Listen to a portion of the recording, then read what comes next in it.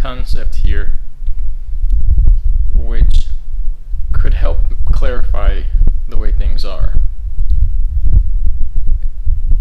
Everything is actually a 50-50 transcendence or neutral reality, which is split or polarized into one or the other depending on the observer. It's actually inherently neither one or the other, or it's actually both. And the observer collapses reality into one or the other. And this works for each concept of perception, and then each perception that we have access to up into creating a whole reality. And when people have a combined group or collective similarity of perceptual polarizations, we have a collective reality. And, just look out to the few of multiple people, a group that doesn't fit into the whole, or look out to the one person who doesn't fit in any of the groups. And just not just through social, like identity, but literally one who is capable of transcending the concepts, the limitations, the perceptual boundaries, and you can always exaggerate the concepts to bring out the meaning. So just think of like a monk who's completely out of his mind compared to people who are in the city and know what's going on, and they're the highest technology and all that, and they're actually medically, psychologically insane. Verifiably insane. And the monk's actually who's nuts is at peace and healthy. So it means this reality is collective because we're agreeing on the same thing, and in reality it's inherently neutral. But the idea then is that when you bring, and this is going to be real vague, but that's the kind of the foundation for non-duality, when you bring the polarity from one end or the other down to a neutrality with whatever it is, you bring about a transcendent state. One way to look at that is, the easiest way is how everything's set up, it's designed to represent this. And the nature and the way physiological functions operate, it's like it's spelling it out in front of us. I said in another video, probably like 4 or 5 videos back, that is kind of like since we're sensing through the body is sensing the environment, and the body is sensing the environment by detecting stimulus, which is interacting with the nerves themselves and being interpreted by the brain. So in a way, we're sensing the energy of the body, which is being altered by the environment, and so we're sensing ourself as the environment, or through the environment, or the environment through ourselves. The boundary gets really dissolved, and although it works, but when you look for the boundary, when you try and break it down, when is a person born? When are they conscious? When do they technically die? Brain activity or heartbeat or whatever it is. When does one moment, one boundary end, and the next part begin? There's always a gradient of the true definition. And so the idea is that it's only one or the other when we pick it, when we choose that boundary to be the way we're going to view reality. And it's usually through the self that determines what boundaries we'll then perceive in reality with others or with the environment. And so in a way, with us sensing the environment as ourselves, it's like when we go into nature and we're immersed in these cycles, these rhythmic beatings of stimulus, it's as if we are going into ourselves. And so, ourselves and ourself. As well, it's just a self. It's one self that we're all kind of communally sharing or contributing to. In essence, there is no real boundary, because if you draw the boundary, then you've cut out some other aspect of it. And if you cut out some other aspect of it, it's not the true self. And it's the same with space-time or the universe. If you get it all in one part, well, guess what? You had to cut out something to get that, and so then you can't actually view the whole thing in one go. It's a paradox. But the idea is that since we get these responses when we go into nature, where we kind of go into our mind, and we view reality and sensory input or stimulus differently, and we observe ourselves differently, and eventually we go into another state of consciousness, a transcendent state. It's as if we're going into our mind when we go physically into nature, because nature is an extension of our being, our body, And just as I mentioned in the other video where I talked about this, there's a variance in belief where some believe that that's because we'll dissolve if we fully go into nature. What happens when you die, or physically, well, you get absorbed into the streams and the dirt and all that, and what if that happens mentally? Well, there's no more you. So the goal is not to fully immerse yourself, but to observe that boundary and learn how to maintain yourself within that immense sea of probabilities and change and stimulus. The idea is we're kind of going within ourselves, and the boundary between one or the other it's dissolved, or it's made very, very thin, or it's made see-through, or it's made like it's on a scalable sliding scale platform where kind of like it's like Jello, it moves. And so the idea is that whenever we have something that we believe we're defining through perceptual interpretation, it's actually just a particular perspective that we're attributing to a given situation. And it means and there's always a situation that is completely contradictory to the one that we perceive to be the truth in that situation. And so where I'm going with this is that look at I'll give some examples of basic concepts which relate to perceptions and stimulus. So look at hot and cold, and the basic idea is that, the primary idea, the premise is that there's actually no such thing as hot and cold. There is simply heat and the absence of heat. And it's the same with every other aspect, for the most part, with light and dark. And it gets kind of weird with like high and low and things like that. But the basic idea is there, the premise that where we have in this world of duality and contrast through physical perception, the biological processing system, we have one and then the other, and in actuality, in the duality of one and the other, there's actually only one.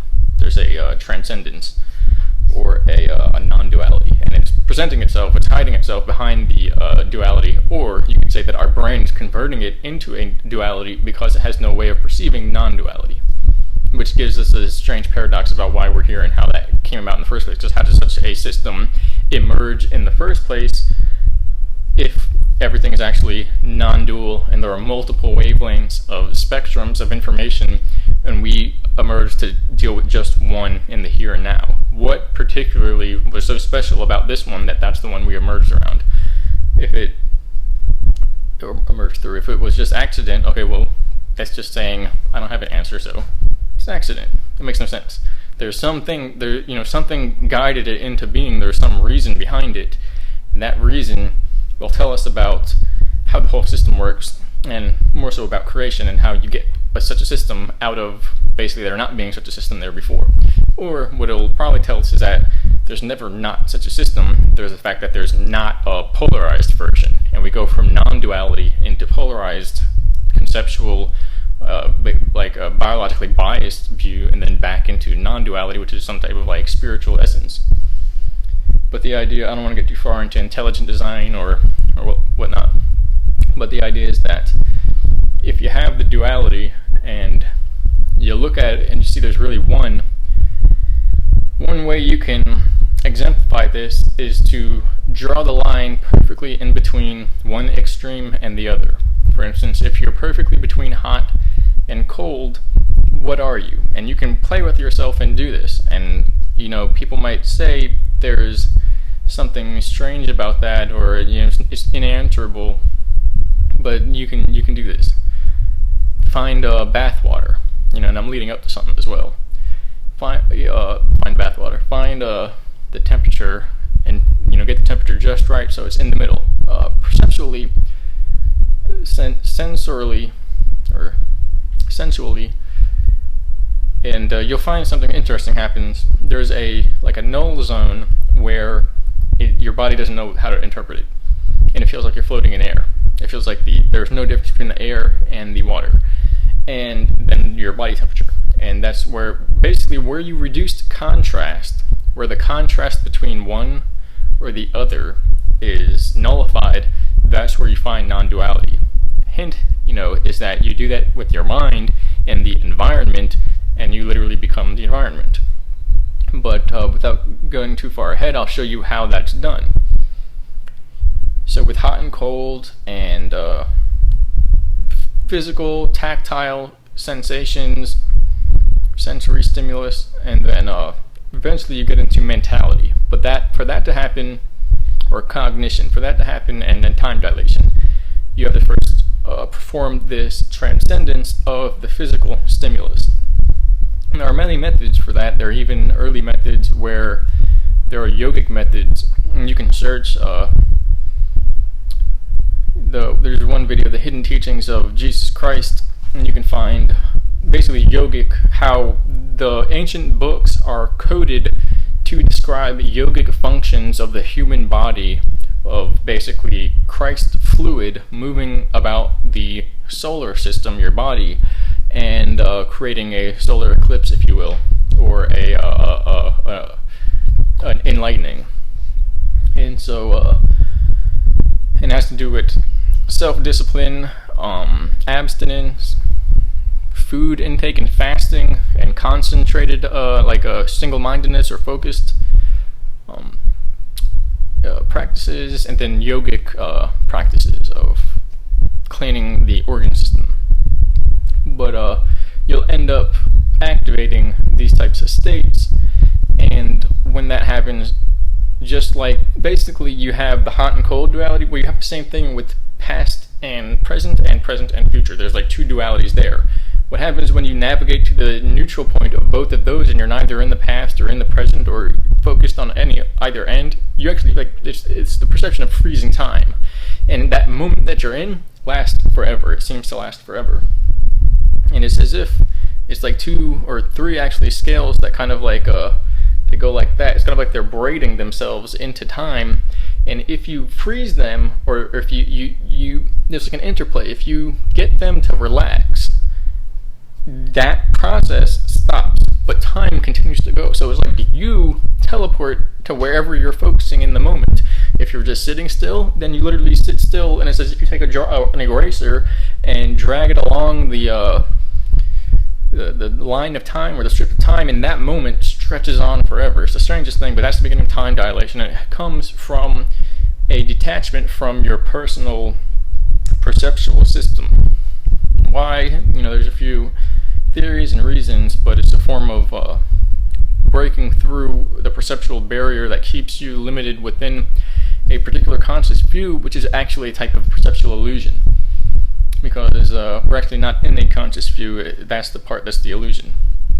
We just think we are, and it's a very good, persistent illusion, but because it's an illusion, there are ways to nullify it, to navigate into another viewpoint. The idea is you can demonstrate this with hot and cold, water in a bath, and getting a lukewarm water in a bath. It's like the only time you want to be lukewarm, and it feels like you're floating. So you can do this anywhere. You can, once you do it enough, you can lie down, put a blanket over you, as long as the room's not too hot or too cold, and focus. This is a practice. Focus on every point of your skin that is touching the blanket until you end up with a huge mile-long stretch of points that are your sensory input, your nerves basically touching the blanket. And because it is kind of like it's like a cloud-based sensory system to have millions of nerves, okay? You're not going to feel all millions of them. You feel like a cloud of nerves. But when you begin to focus more and more and more, your brain will start to pick out specific finite points to plot that sensory input out. And when you focus more and more on that and play that, or expand that, it will basically grow to expand all of your perceptual vision until you're literally a sheet of neurons and nerve cells that seems like it's 1,000,000 miles long. You basically play your perceptions out. It's kind of like a natural trip of sorts. And when you do that, eventually you get like to a doorway where it's like weird neuron field place, and then sea of expanse, something else in this, and you can deviate between the two. But when you're immersed fully in this one, not thinking about it, you can't really pop out. It doesn't work that way. And the goal is not necessarily to pop out and do anything. Some people say when you pop out, well, something else can jump in. So, you always want to be protected. the goal is to realize that it's a sheet of millions of billions of neurons, not hand, foot. That's not what it is. It's neurological data, or data. I always do that.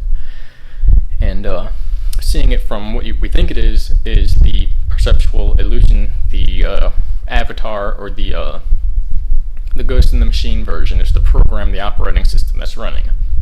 It's there, but it's the graphical user interface. Really, there's data being processed. And seeing it from the data processing level allows us to incubate ideas and reality, and as well come to terms with what we're really being faced with. Because once you see it from that level, the illusions are not as convincing. They're just as real, but you can see there's something so much more. So the idea with the hot and cold of the water, as well, once you do that enough, you can do it with just a blanket, or you can do it just lying still. That's falling asleep basically while staying awake. You lie still enough, and you kind of merge between the air and your skin, and the boundary disappears, and you feel like you're, vibrating into the room.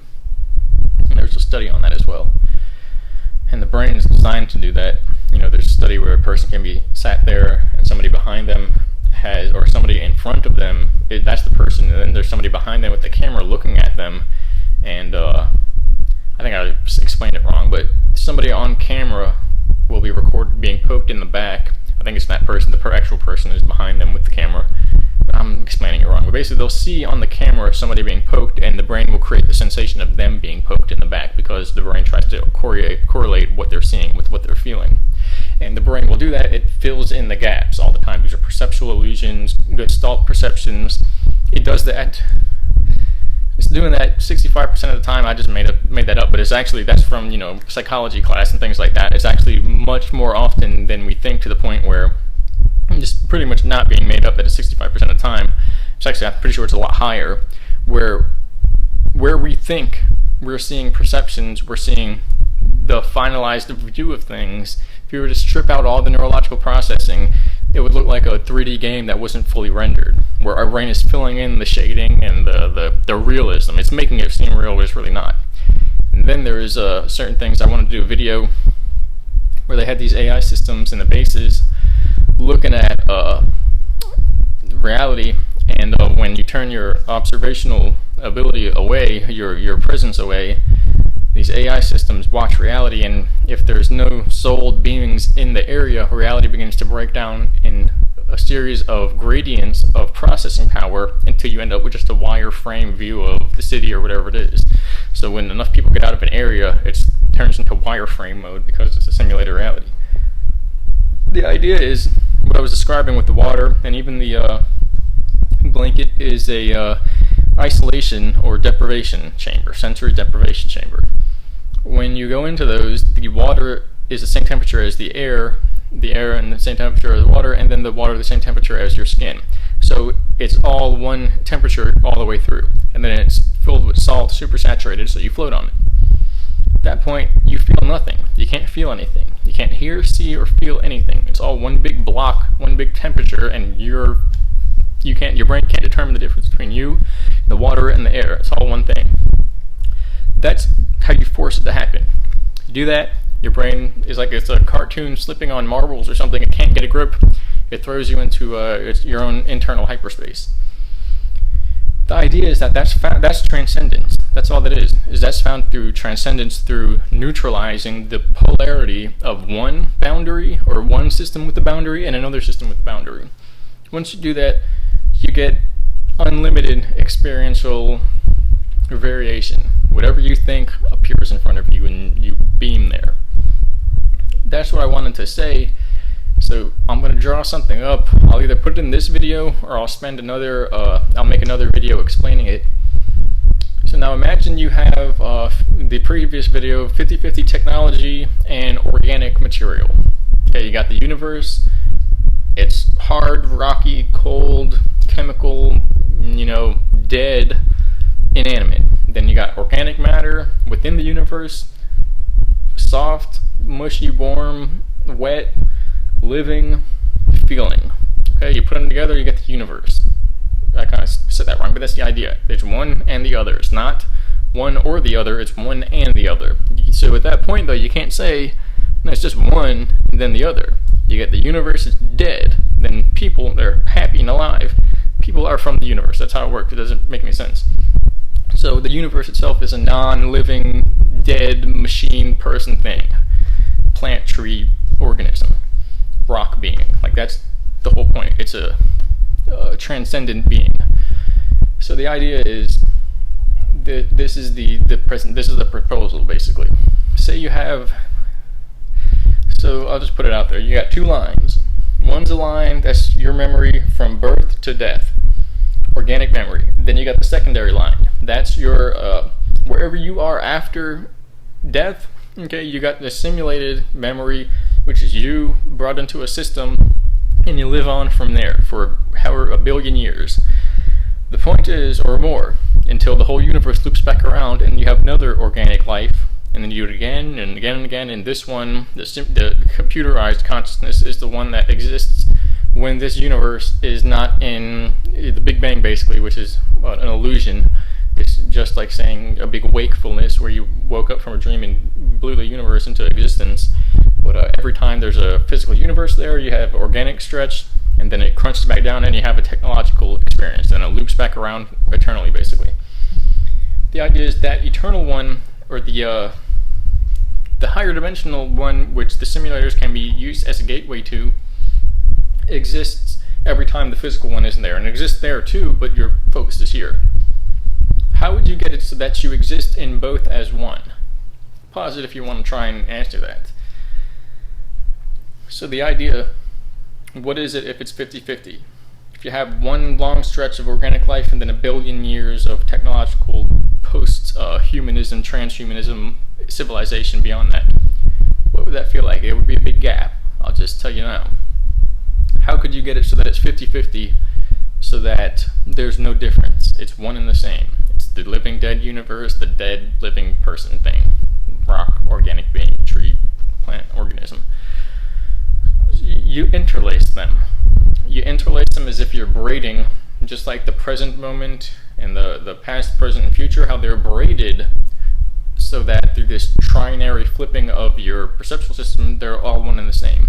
You do that with the eternal system, with the temporary system. You braid them to the point where every night you have the perception of going into this eternal state and living one complete eternity.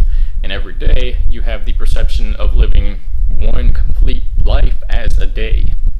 And as such, the two, one was any distance or length because it's technological, and one was perceivably one day by day, 1 day per day length, but even then, without anything to compare that to, that's on a sliding scale. And so you braid them, and you end up having, for every day, you have an equivalent amount of time of technological consciousness, and it alternates between one and the other to the point where you smush them together and you get this braided format. At that point, in the life version, you wake up and you're here, you go to bed and you're there, and you experience both, basically. And then say you die from this version and go back to the simulated version, or whatever you want to call it. You live there, you go to bed, or whatever you want to call it. You die there for you live one life and then die, and you wake up and live a life here in the organic version. And they're forever braided in differing scales, and wider and smaller scales, to the point where it could be 1 day here, or you could live one life here, or you could live the length of one civilization each time you die from the simulated version and come into here. And you can keep bumping it up and up and up, so you never have the same thing twice. By braiding them, by interlacing them, they basically found the way to maintain immortality and not have one overpower the other, because that's how you get imbalance, and imbalance is the basis, the foundation of forgetfulness. Forgetfulness is death, basically. And that is done through technological ascension, and for that to work, they first had to find people who organically ascended so that they could reason and figure out their way around hyperspace. And that's basically a shortcut for people who don't have any other method, although it's kind of like saying a shortcut to enlightenment, which is more like saying, well, if you take the shortcut, you don't get there, you're crap out of luck. So it's up to everyone on their own terms. Eventually, we all turn into frequency bands that exist eternally, and we're actually there now. There's no motion, there's no movement, there's no physicality. We're just dreaming fibers of these energy bands in an extended morphogenic field of the cosmos. But however you go back is your storyline for this round of eternity, because there's multiple eternities. There's multiple infinities as well, mathematical infinities, finite infinities, repeating, I think, infinities, or infinite infinities. There's a kid that's talking about these. He's really young, and he's talking about the complex ideas, or some of them, but they lead into basically all these things. They had to deal with fuzzy logic and fuzzy math and set theory, I think chaos theory. I can't think of some of the more complicated subjects, but those are dealing with the issues with infinity, eternity, computing, and stimulating consciousness, and computing reason and logic on a level where if you ask a computer its version of morality, it's not going to give you any.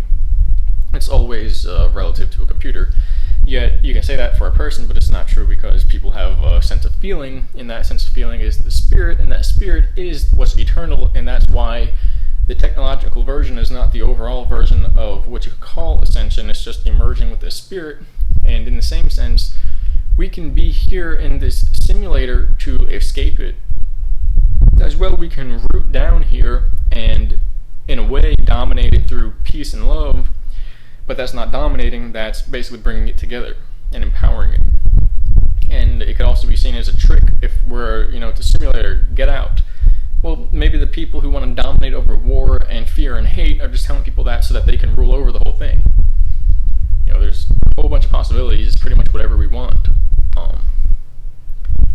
Although there are issues with the time collapse and certain scenarios as far as having a limited opportunity to merge with a spiritual view and level because of that time dilation, that natural tendency, in that we basically want to merge with eternity in a way that allows our conscious perception to remain and transfer through as far as our memories, and that if we go out of sync for too long, that might not be applicable. So there are issues basically with the time limit and things like that. But and then the next, this isn't the second video that I had to do. I still have to do that, which is based upon a write-up that I had, and the last video I did on simulation and I can't even think of virtual reality dreaming, going in and out of the simulator, and weird stuff like that. In the previous video, I still have to finish part 2 of that video. But another topic next that I want to talk about is the energy system, and how there's basically a deviation between a heart-centered, like feeling-based awareness, based awareness, and a sexual, sacral, mental, energy-based awareness, and that by activating our systems, we polarize to one or the other, and that in some cases, neutrality or lack of activation is the key for that situation or time, and in other situations, a heart-based activation is, it will prove something, and for other people, they will choose sexual mental activation because that's what they want to experience. So I'll probably talk about that next, if not part 2, and I'm going to begin working on the slideshow for the other talk sooner or later. And then there's another talk in the car randomly with a couple people, which is kind of contaminated with music and other people talking, so I don't know. But yeah, check it out. Thinking about it, there's a couple of videos coming out. I'm going to do one of those videos where I'm going to list a bunch of producers and videos that I either know will be able to inform you of certain aspects of the situation, or basically that, worked with myself.